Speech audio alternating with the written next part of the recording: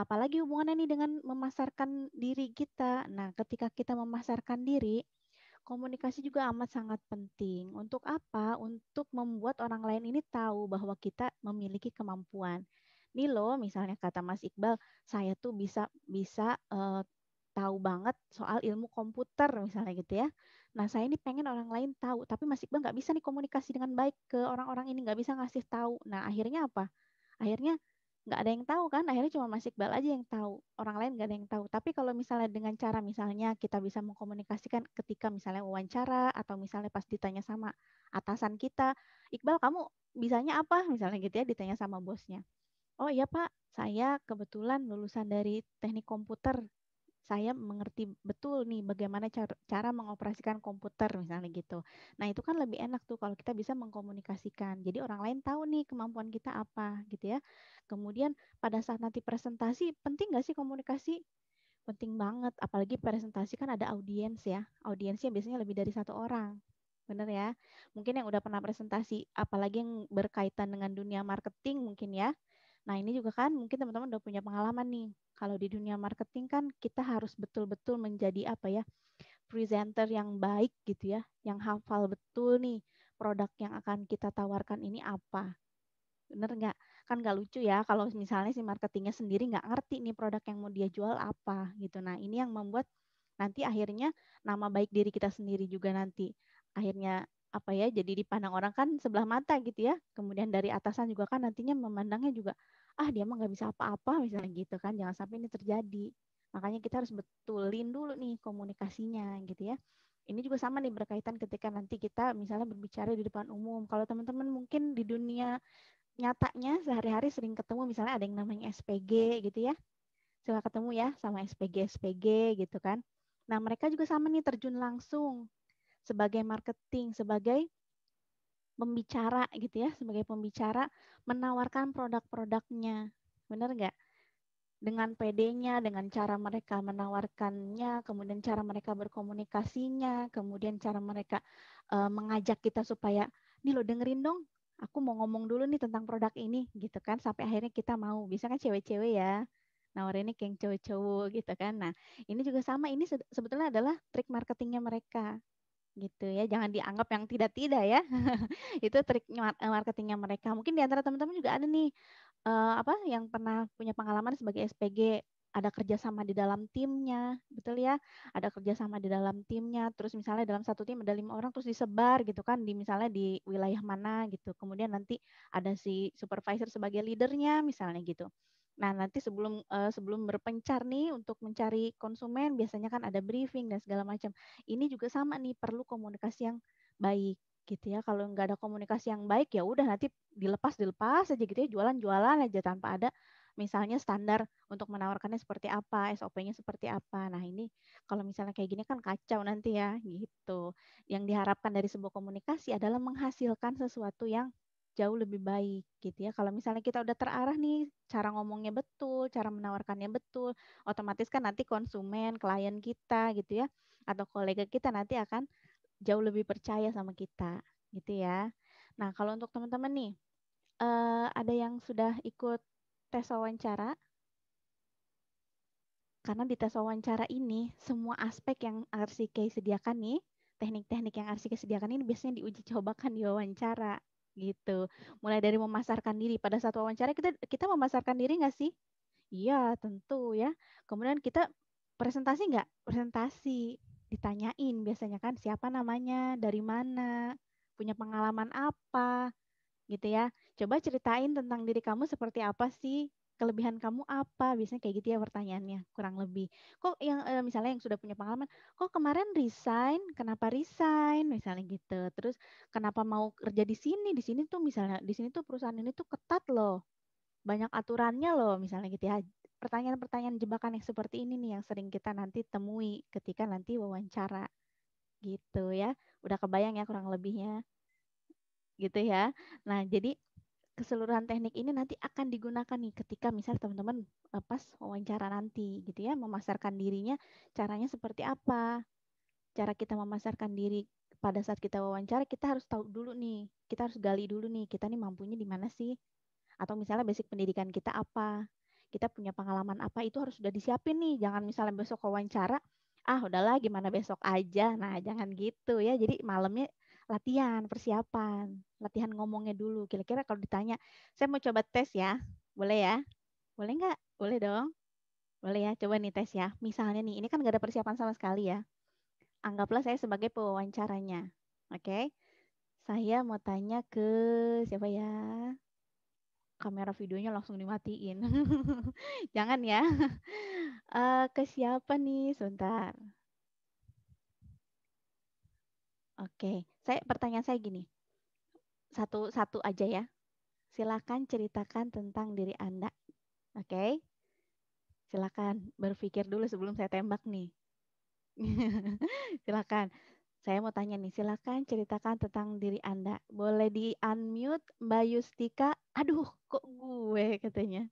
Silakan Mbak, di-unmute ya. Aku mempunyai Oke. kelebihan bisa mengoperasikan Excel, Oke. bisa mengoperasikan Microsoft, Mm-mm. bisa berbahasa berkomunikasi dengan baik, bekerja dengan tim. Ya. Mungkin saya mempunyai penampilan menarik gitu Mbak buat Oke. Lalu apa lagi?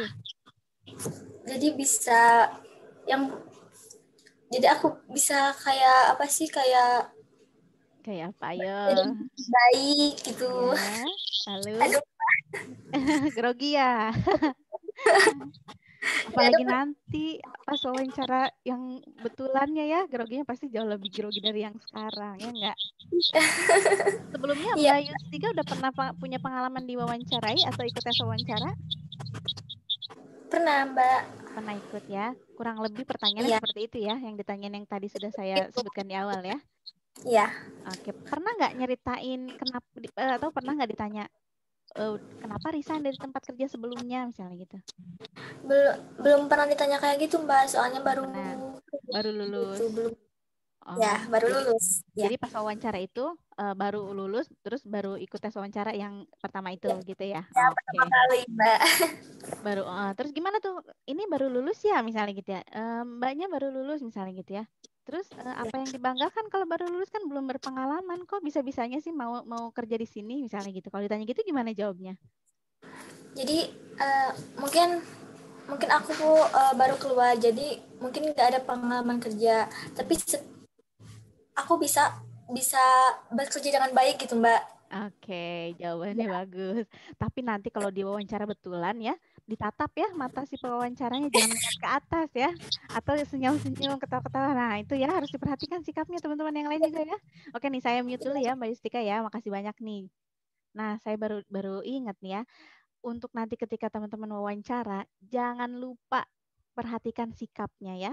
Dari mulai kita jalan masuk ruangan tuh udah dilihat, udah ada mata yang mengintai kita ya kan? Mulai dari masuk, kemudian misalnya diminta untuk berjabat tangan, ketika berjabat tangan, jangan lemes gitu ya, jabat tangannya kasih kasih jabat tangan yang betul-betul meyakinkan gitu ya. Terus misalnya kita ketika disuruh duduk, nah itu juga sama, mereka melihat itu ya. Kemudian duduk, cara cara kita duduk. Biasanya nih kalau yang cowok kalau grogi kan suka garuk-garuk kepala misalnya gitu ya. Atau misalnya kerudungnya misalkan perempuan udah rapi nih, tapi wah terus aja gitu ya dibetul-betulin, padahal udah rapi gitu kan. Atau misalnya yang pakai kacamata, misalnya seperti saya, misalnya dinaik turun, turun dikit, dinaikin lagi. Nah itu apa ya kelihatannya sepele gitu ya, tapi itu menjadi penilaian untuk mereka. Apalagi ketika kita berbicara, kita misalnya nggak menatap si pewawancaranya, atau misalnya ketika kita berbicara nih suka, oh iya Pak, oh iya Pak. Nah pernah nggak ngeliat ada orang yang suka ngomong tapi suka apa terusan usap-usap hidungnya gitu. Nah, itu juga sama nih. Teman-teman harus perhatikan ya. Kelihatannya memang sepele gitu, tapi itu penting. Karena itu sikap itu dinilai sama mereka gitu ya. Saya coba satu lagi ya. Kalau misalnya lagi diwawancara, boleh nggak sih ngomongin hal pribadi? Boleh nggak? Kita tanya ya. Ke siapa ya? Ada yang sudah pernah wawancara dulu sebelumnya nih? Silakan.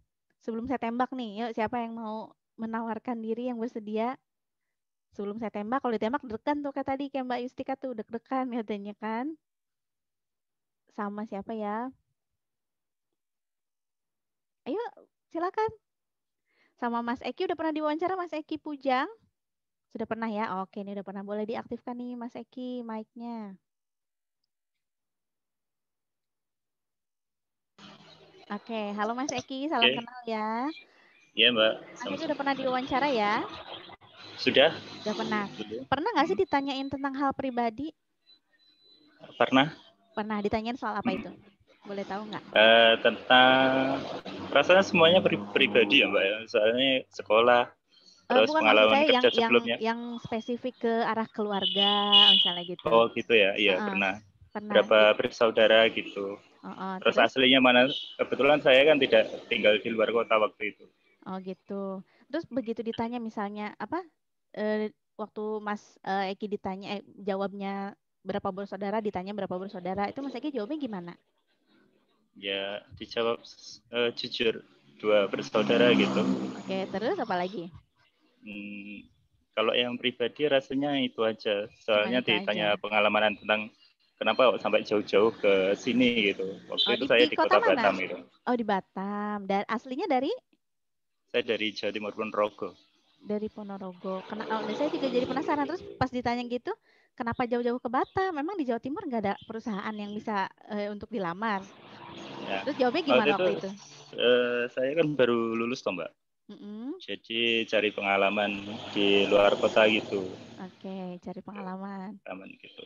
Pokoknya kayak curhat jadinya. Oh, Tanya jadi Mas. kayak curhat. Oke, betul-betul. Iya sih ya, Iya. secara nggak langsung memang ini ya mengarahnya ke curhat gitu ya. Tapi Mm-mm. curhatnya memang harus yang kita bisa batasi gitu ya. Sampai mana nih kita boleh curhat gitu ya.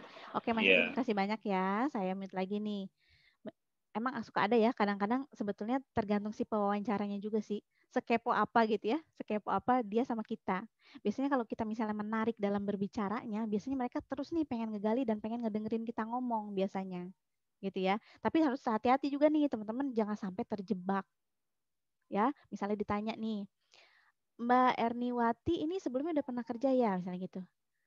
Iya Pak, tapi udah berhenti. Tapi ini berhenti ya setahun yang lalu misalnya. Iya betul Pak, saya berhenti. Terus kenapa sekarang kerja lagi?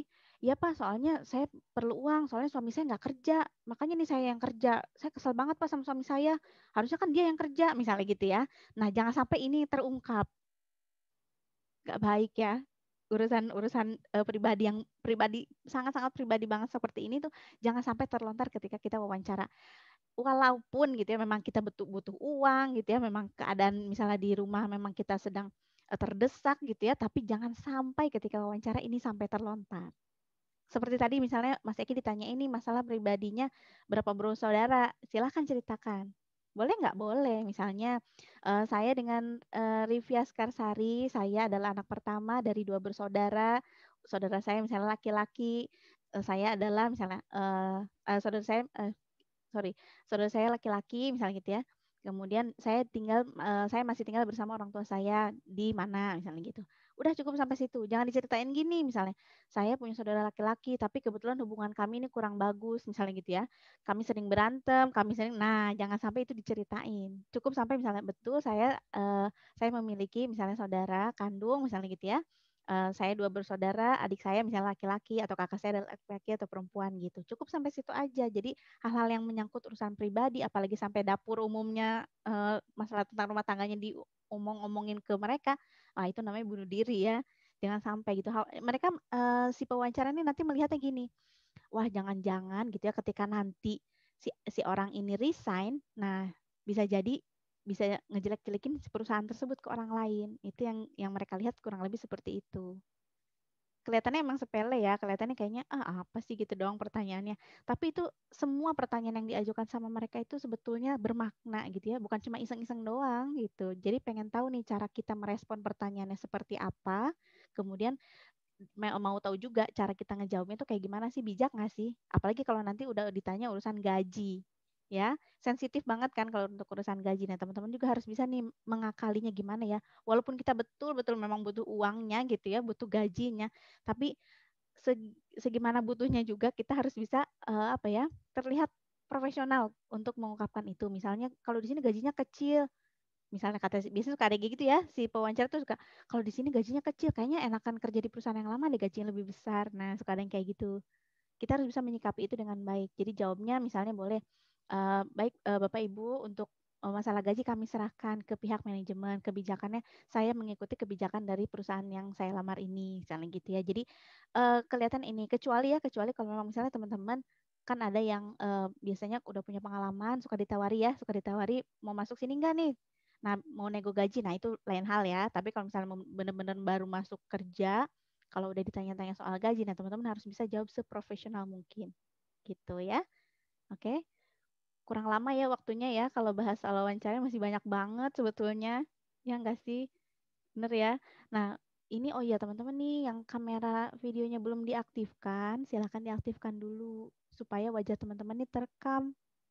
Jadi jangan cuma ada namanya aja, supaya terekam, supaya nanti mudah untuk diverifikasi. Jadi kalau misalnya ke depan ada masalah, mudah-mudahan sih nggak ada ya. Kalau misalnya ke depan ada masalah, kita punya buktinya gitu. Nanti bisa dilihat kan video-video ini semua kan direcord ya. Jadi kalau misalnya nanti pihak manajemen prakerja nanyain gitu ya, atau dari sekolah mau nanyain, nah kita punya buktinya. Silahkan diaktifkan. Gak apa-apa kok, yang lain juga sama kan. Diaktifkan kamera videonya, nggak usah malu-malu ya. Jangan shy-shy cat lah. Oke. Jangan lupa di capture dulu, di screenshot ya. Di screenshot, nanti boleh share ke IG-nya RCK. Tag ya IG-nya @RCK, kemudian prakerja dan juga sekolahmu. Oke, ilmu tentang wawancara, ilmu tentang berbicara, tentang komunikasi itu udah banyak banget ya di internet juga ya. Sumbernya udah teman-teman bisa temukan dimanapun, bahkan dari orang sekeliling kita pun udah bisa kita ambil tuh ilmu-ilmunya gitu ya. Nah, ini sebetulnya kalau ilmu udah punya, tinggal teman-teman aplikasikan, tinggal teman-teman latihan berbicara, apalagi untuk kita yang memang misalnya jarang berbicara atau misalnya karakter kita karakter yang pendiam gitu ya, yang ngomongnya irit banget gitu. Nah, ini harus betul-betul dilatih gitu. Effortnya harus lebih keras nih kalau untuk kita yang memang tipikal orang yang pendiam ya. Harus latihan, nggak bisa nih nggak latihan. Depan kaca boleh, atau misalnya teman-teman udah pede gitu ya, silahkan pakai kamera depannya, direkam, di-sharing ke media sosialnya, lihat komen-komennya kan. Nanti kalau ada komen kan biasanya kita ingin memperbaiki ya, supaya nanti bisa lebih baik lagi. Atau misalnya tanya ini sama orang tua, atau sama adik kakak, atau sama pasangan, nih kira-kira kalau kayak gini udah bagus belum sih ngomongnya, misalnya gitu. Nah, nanti kan dikoreksi, nanti dievaluasi, apa yang kurang dibetulin, ditambahin lagi gitu, supaya nanti lebih baik lagi. Mumpung masih pandemi kan masih banyak waktu luang ya. Jadi nanti teman-teman bisa memanfaatkan waktu ini untuk berlatih berbicaranya dulu gitu. Oke? Sudah di screenshot ya. Oke, makasih banyak teman-teman nih yang sudah meluangkan waktunya.